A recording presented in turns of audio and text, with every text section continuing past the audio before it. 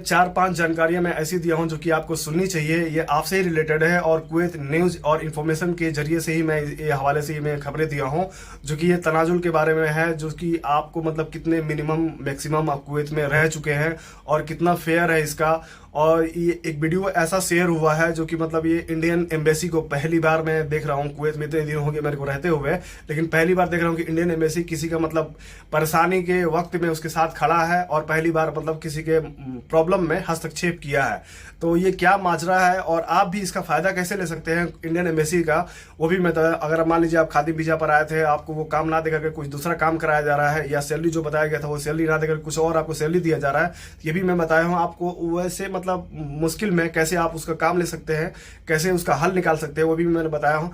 और 4-5 खबरें ऐसे हैं जो कि आपको सुननी चाहिए बेझिझक, आपको बिना स्किप के वीडियो पे देखें। चलते पहले वीडियो पे। साहब नमस्कार, आदाब, सत श्री अकाल। आप लोग कैसे, उम्मीद करते हैं आप लोग खैरियत होंगे, हम भी खैरियत से हैं। आज का टॉपिक आपको मालूम है, आपने थंबनेल देख ही लिया है, लेकिन उससे भी थोड़ी सी इसमें ऐसी जानकारी है जो कि आपको लेनी चाहिए, क्योंकि आगे वाले हो सकता है आपका जानने वाला या आपका अगल बगल, या हो सकता है या आप भी वैसे मुश्किल वक्त में हो, या ये आपके ही काम आ सके, मेरे काम आ सके। तो वैसी जानकारी है जो कि सबको ये इन्फॉर्मेशन लेनी चाहिए। आगे वीडियो में बढ़ने से पहले रिक्वेस्ट करें, प्लीज चैनल को सब्सक्राइब करें। जिन्होंने सब्सक्राइब किया है उनका दिल से शुक्रिया। एक मामला ऐसा आ रहा है जो कि एक लड़के ने अपना एक सोशल मीडिया पे वीडियो बना के शेयर कर दिया और वो देखते देखते इतना वायरल हुआ कि मतलब वहां तक जो इंडियन एम्बेसी कभी लोगों के लिए, मतलब इंडियन एम्बेसी जो है लोगों के लिए कभी हस्तक्षेप नहीं करती है, ना कभी हेल्प का ऐसा आपने कभी भी मामला नहीं सुना होगा। बहुत कम मतलब ऐसे मामले आते हैं जो कि मतलब इंडियन एम्बेसी कभी लोगों के लिए, अपने लोगों के लिए मतलब हेल्प करने के लिए पहुंचती है। तो ये वीडियो इतना शेयर हुआ कि वहां तक इंडियन एम्बेसी पहुंचा। और ये मामला क्या है मैं आपको बताता हूँ। वो बिलबर में यानी रेगिस्तान में एक मजरा है छोटा सा, यानी वहां पे ऊंट है, बकरी है, भेड़ बकरी और मुर्गी, ये सब मतलब देख रेख करता था। लेकिन ये ऐसा मतलब था, वहां आसपास ना कुछ भी नहीं था, ना दुकान मक्काल। ये मतलब रेगिस्तान में, आउट एरिया में, मतलब इराक बॉर्डर की तरफ ये बनाया गया था, जो कि मतलब अकेला था। ना उसको खाने के लिए सब कुछ मतलब दिखाया, ना खाने के लिए कुछ है, ना पीने, मतलब पानी तो है खैर, लेकिन ना खाने के लिए। उसका एसी भी खराब है और उसको बोल रहा है कि भाई मेरे को कैसे भी करके आप लोग मेरी हेल्प करें, मेरे को घर जाने का है। वो रहने वाला आंध्रा का था और अपनी जो वीडियो बनाया था वो आंध्रा लैंग्वेज में बनाया था। और ये आपको मालूम है कुवैत में आंध्रा लोग कितने हैं, और वो वीडियो कितना वो लोग शेयर किए, जो कि इंडियन एम्बेसी तक ये बात पहुंची। तो इंडियन एम्बेसी वहां तक पहुंची, उसको उठा के लेके गई अभी, जो कि इंडियन एम्बेसी में ही, उसको एम्बेसी में ही रखा गया है। उसको कुछ दिन के बाद हो सकता है उसको बाहर भेज दिया जाए। ऊपर से ये भी बताया गया है कि जो कुवैती है या जो उसका ऑनर है, जो उसका स्पॉन्सर है, उसके ऊपर भी कार्रवाई की जाएगी, हो सकता है। तो ये ऐसी, आप भी अगर ऐसी मुश्किल में हैं तो सोशल मीडिया का आप सहारा ले सकते हैं। नहीं तो आप मुझे लिंक शेयर करें, मुझे आप कमेंट करें ऐसी मुश्किल में है, तो इंशाल्लाह हो सकता है वहां तक मदद आपकी भी मैं थोड़ी बहुत हेल्प कर सकूं, ठीक है। बाकी उनके लिए जो कि खादिम लेबर जो कि नए वीजा पर आ रहे हैं, उनके लिए एक हिदायत ये भी दिया गया है कि अगर आप आ रहे हैं तो वैसी जगह पहले सुनिश्चित कर लें कि आपका काम क्या है, सैलरी क्या है।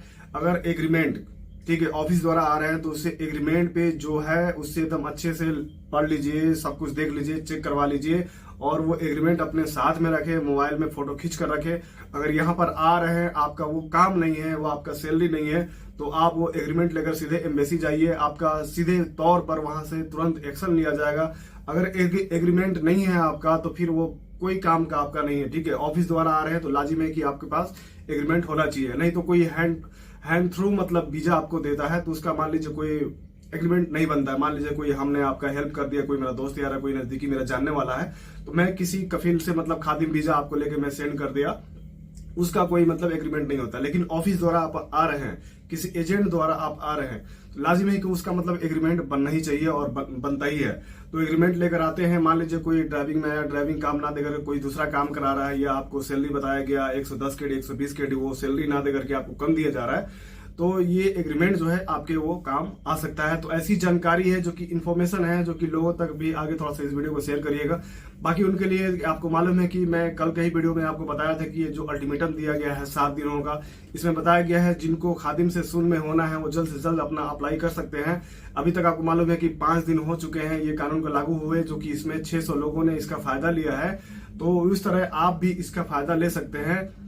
किस तरह ले सकते हैं मैंने कल का भी वीडियो में बताया है कि इसमें क्या क्या आपका पासपोर्ट होना चाहिए, अकामा होना चाहिए, और जो आपका स्पॉन्सर है, जो पहले का कफील है, तो जो तनाजुल देता है, जो तनाजुल देना चाह रहा है वो उसका भी आईडी लाजिम होना चाहिए, उसका साथ सहमति उसका होना जरूरी है। जो एक भाई ने कमेंट किया था कि एक तनाजुल के ऊपर भी वीडियो बनाई है। देखिए तनाजुल पे आप किस काम में है, वर्क काम में, अपना काम को थोड़ा सा मेरे को बताया।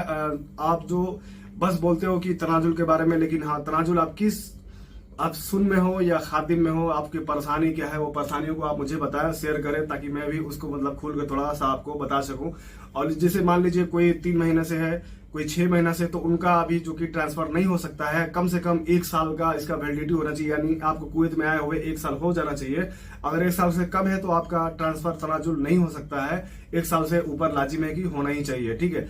बाकी इसमें जो पैसा बताया गया है इसमें कोई फेयर नहीं है। अगर वो चाहेगा, जो कंपनी आपको ले रही है वही उसका इंटरफेयर करेगी। जो आपका स्पॉन्सर है उसको अगर पैसा चाहिए तो आपको पॉकेट से पैसा नहीं देना है, वो कंपनी आपको देगी। नहीं तो कोई ऐसा डिमांड होता है कि कंपनी बोलता है कि नहीं मैं पैसा नहीं दूंगा, तो आपको ये 200-300 कड़ी अपने पॉकेट से ही भरना पड़ेगा, ठीक है। बाकी उनके लिए मैं कह दूं, जो खादिम में आते हैं, जो ड्राइवर सबसे ज्यादा इसमें जो बाहर में काम करते हैं, खादिम में, जो खादिम वर्कर में, जो कि वो सबसे ज्यादा ड्राइवर के जॉब में आते हैं और उनको परेशानी होती है, इसलिए वो भाग जाते हैं बाहर में। तो वैसी मौके पे आपको करना क्या है कि आपको कम से कम वो जो पहले वाला कफील है, आप बाहर में काम करते हैं, तो उससे लाजिम है कि आपको कॉन्टेक्ट रखना है। बिना उसका कॉन्टेक्ट का आपका तनाजुल नहीं हो सकता है। नहीं तो वैसे भी आपको एम्बेसी का थोड़ा सा हेल्प चाहिए तो आप जाके डायरेक्टली आपको बाहर में है, ये है, आपको मालूम है कि, लेकिन वहां पे थोड़ा सावधानी से अभी आपको जाना चाहिए, क्योंकि आपको मालूम है कि कितना हार्डली चेकिंग है कुवैत में, बहुत ज्यादा मतलब चेकिंग है। सऊदी में भी, अभी सऊदी से अगर ये वीडियो देख रहे हैं तो आपको मालूम होना चाहिए कि सऊदी में भी ऐसी मतलब कुछ कानून अभी लाया जा रहा है, जो कि मतलब सऊदी में भी बहुत ज्यादा हर साल सऊदी में जो कि मुहर्रम के बाद बहुत ज्यादा हार्डली चेकिंग को बढ़ाई जाती है। तो वैसे ही मैं कुछ लोग जो मतलब कुवैत में भी निकल कर आ रहा है, थोड़ी सी वीडियो लंबा हो रहा है, आपसे मैं माफी चाहूंगा। कुवैत में भी जो हज पे आए थे, जो उम्रा पे आए थे, कुछ लोगों का ये भी दावा है कि मतलब जो लोग उम्रा पे आए थे, हज में आए थे, वो लोग घर ना जाकर कुवैत में ही रह चुके हैं। और जो सऊदी गए हुए थे हज और मतलब उम्रा के लिए, जो कुवैत के जरिए से मतलब गए थे सऊदी, तो सऊदी में भी कुछ लोग रह गए हैं। और जो इंडिया पाकिस्तान से गए थे सऊदी में हज और उम्रा के लिए, तो वहीं पे कुछ लोग रह गए हैं, वो घर ना जाकर काम के वजह से, मतलब काम करने के वास्ते से। लेकिन ऐसी आप गलती ना करें, आपको भी परेशानी बाद में हो सकती है। बाकी इसमें कुछ रह गया हो, आपको कुछ सवाल है तो मुझे कमेंट करके चलते, फिर मिलते हैं फिर next video. Take care, bye bye.